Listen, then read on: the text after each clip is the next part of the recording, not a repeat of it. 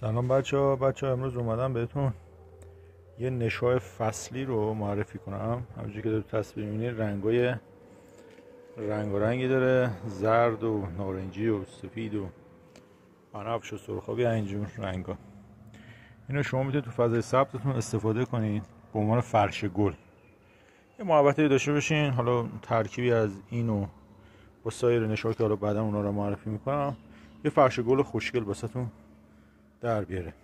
و اسم این گلای زیبایی که میبینید، اسم نشاش بهش میگن گل آهار.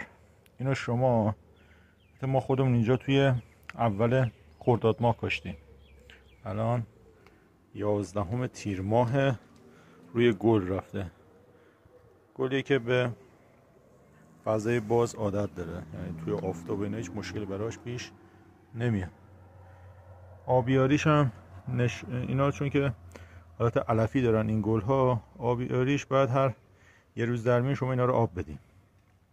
سعی کنید کنار درخت نکنید اشتباه. مثلا اینجا کاشته شما بنا به دستورالعمل های مجبورین، وگرنه اینجا شما پای درختتون نرید این نشاها بکارین، چون که مجبورین یه روز در میون آب بدین.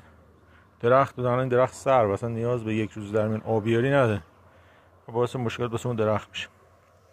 بعد عرضم به حضورتون که شما میتونید از طریق بذر خودتون مثلا تو اوایل فروردین ماه نشا کنین، یا میتونید نشاشو تهیه کنین.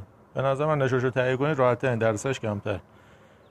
حالا اگه دوست داشتین تجربه داشته باشین خودتون از بذر پرورش بشین، به باغ گل برین بذرشو بگیرین و داخل یه دونه این جعبه میوه با یه خاک کوکوپیت و پرلیت میگیرین،